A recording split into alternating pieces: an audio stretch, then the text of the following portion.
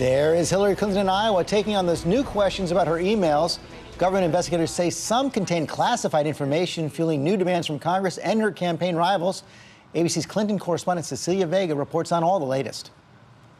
Hillary Clinton firing back. I am confident that I never sent nor received any information that was classified at the time it was sent and received. In Iowa, trying to put out the growing firestorm over Emailgate. The FBI, now the latest Washington watchdog, called on to investigate.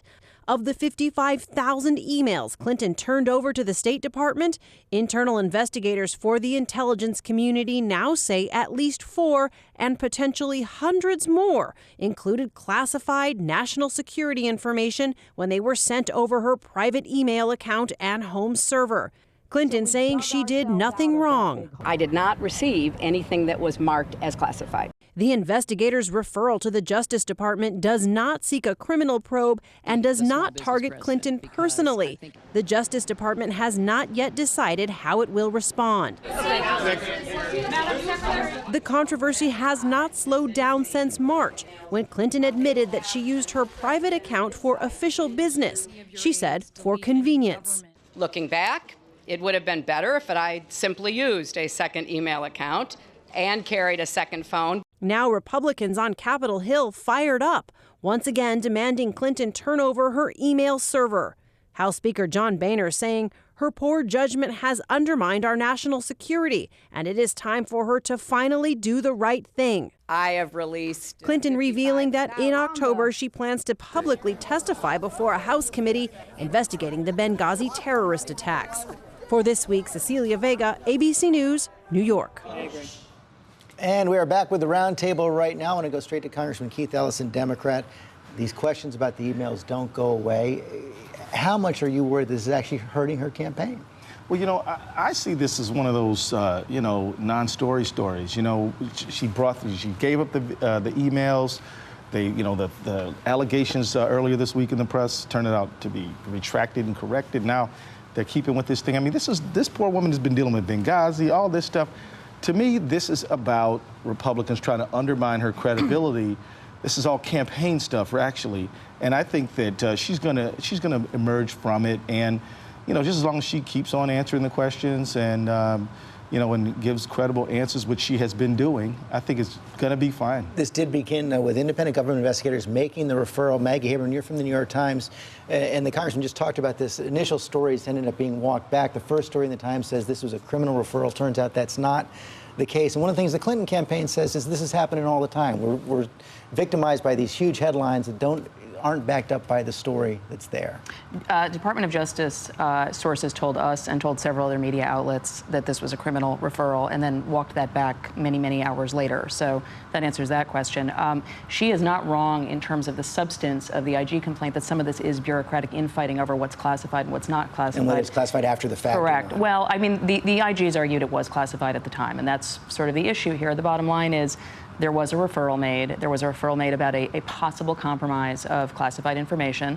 It is now with the Department of Justice. And I think if you're Hillary Clinton, just none of this is an ideal situation. And at the end of the day, this is the email situation began with her use of email. And she has said, I have answered all of the questions. To the congressman's point, she has not actually answered a lot of questions. She will have an opportunity to when she testifies in October. And I think that will go a long way to ending some of this. But George, the press is helping to drive the story. They shouldn't be part of the story. They should report the story. And I think that given all she's had to go through, maybe we should wait before we just report any old kind of thing. I think the media should admit that they made a mistake here. She's running for president. Everybody else running for president is subjected to incredible scrutiny as well. No, nobody more so than her. I mean, this is 20 years. This is 25 years. She's been having to fight off these kind of attacks, and yet she keeps on being resilient. I think she's going to come out of this. How does she handle it? Well, first of all, I think it's ironic that Democrats and Hillary Clinton are attacking the New York Times as somehow that they're the enemy when Republicans would line up first on that list of who the New York Times has more often than not gone after. Not the enemy. The second thing about Hillary Clinton, her biggest problem is all self-inflicted. This is not a Republican conspiracy or the New York Times conspiracy. These are self-inflicted wounds that the Clintons and Hillary Clinton have done. And she arrives at this race. People are beloved of her when she's not running for president. As soon as she runs for president, the questions start coming about, can we trust her? Do we know what she's doing? And she still has never answered the question, why did she have to have a server that she had her own personal emails? The only reason she did that was for some reason to keep things out of the public limelight. That's the only. I actually don't know that we know the answer to why George, she did it. I'll say this. If I was a Democrat, I'd be very nervous right now about putting all the eggs in that one basket, because you don't know how much there is there. And the questions keep coming up. And I think, I'd say to my Democrat friends, folks, you have to handle this like the monarchy. She's your heir, but you need a spare. So I'd say to them, keep Joe Biden's number pretty handy, because I think it's very risky. Go tell David Petraeus that mishandling classified emails is not a crime. She's going to be the Democratic nominee, but the problem the Democrats have, and they know this, and if you talk to folks in her campaign, they admit that she has a trust deficit problem. But they go on to say is we can win without trust. Well, let me show you. We can win. We can win there was this actually race some polls without out trust. this week which go right to that point. 3 swing states, Iowa, Colorado, Virginia, Quinnipiac, poll all show that Secretary Clinton is unfavorable at 50% or above. And Congressman Ellison, what was also shown in those polls for the first time, she's losing to the top 3 Republican contenders in that poll. We know their snapshots. We know it's early. But that is a flashing yellow light, isn't it? Well, look, when she starts talking about debt-free college, when she starts talking about raising the pay of American workers, standing up for American women who are trying to put food on the table every day, I mean, that's going to work. You know why? Because people are living that. And we're early, there's a lot of flash in the pan now, but when the real issues that Americans are facing get addressed by her and Bernie Sanders and O'Malley, I think that it's going to be very clear who's on whose side. On that point, a lot of energy around the issue of the $15 minimum wage. This week, several states considering it. New York City saying fast food workers should get it over the next couple of years. Right. Bernie Sanders talking about that on the campaign trail. What we are saying today is that workers like Santia should not be forced to work 70 hours a week and sacrifice their health. I think that if you work 40 hours a week, you have a right not to be living in poverty.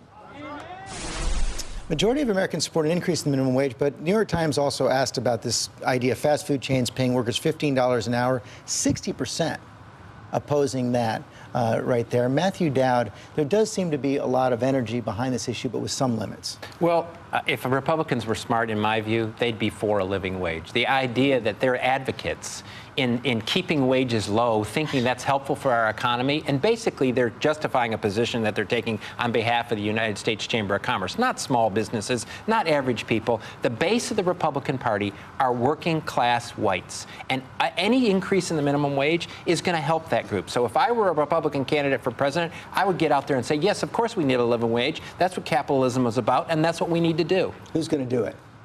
I think you're going to see some get behind living wage. I think Rick Santorum has been behind a hike.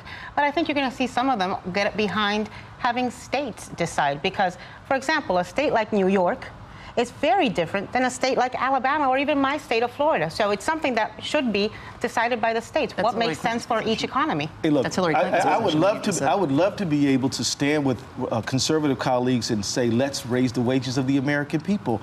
This is going to help the issue of racial justice too. I mean, huge percentages of Black and Latino people are making below the minimum wage, and I believe this is fueling part of the problems we've been seeing in urban America with issues around bad interactions between police and community. Absolutely. I mean, you got people. This week we're talking about Sandra Bland and say her name, but last week we were talking about Gray and Garner and all this stuff. If you raise people's pay, give them a livable wage, they are not going to have all these negative if you want to reactions. cut the federal deficit, raise people's wages. This is because right. Nobody that works for a corporation in America should be on public assistance. If you're a conservative Republican, raise the minimum wage and cut the federal deficit. Which is also just to the point back to the emails. When you talk about issues that voters are going to care about, there is no question that her numbers have taken a hit, but we are all talking about this in a vacuum. We don't know who the Republican nominee is going to be and what they're going to say. And if they are hearing an issue that is basically keep wages stagnant, as you're saying, that's going to help whoever. I'm just happy we're talking about anything that isn't Trump. We've been feeding his You just did it. You just did it. That's going to have to do it right there.